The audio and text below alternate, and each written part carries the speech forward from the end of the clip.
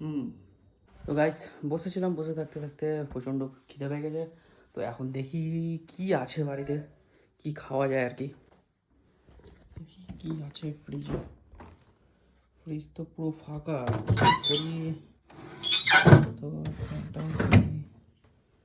একটা ডিম আছে, আর কি কিছু আছে, লঙ্কা আছে, হয়ে যাবে।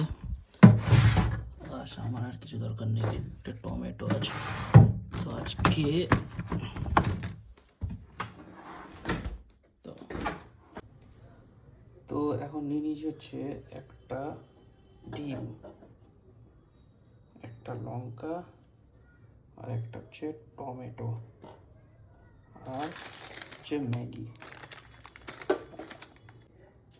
আর একটা রাজুদার আপেল পেঁয়াজ। তো চলো আজকে রান্না করা যাক। ম্যাগি তো সবাই জানে রান্না করতে, তাও পেঁয়াজটাকে কেটে নিলাম, টমেটোটাকেও কাটা হয়ে গেছে। এরপর নেক্সট স্টেপ,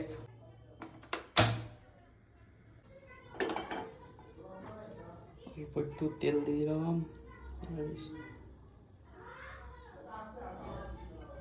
ব্যাস।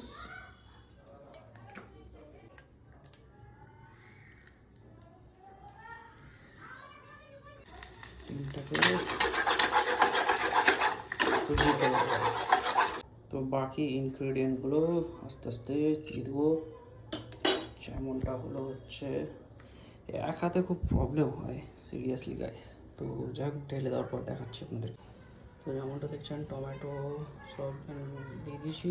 এবার ম্যাগিটা দেবো, ম্যাগিটাও দেওয়া কমপ্লিট। এর মধ্যে যেটা দিব হচ্ছে গাইস, সেটা হচ্ছে অল্প একটু দুধ দিব। মশলাটা দিয়ে দিলাম,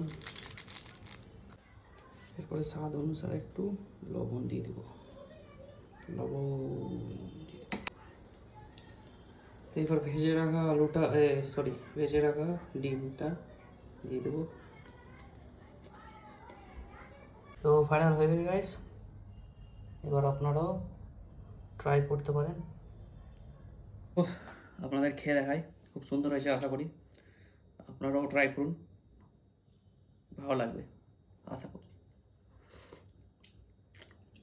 হুম, লবণটা একটু কম হয়েছে, যেহেতু একটু আইডিয়া পাইনি, সে আপনাদের আপনার মতো লবণগুলো দিয়ে দিবেন।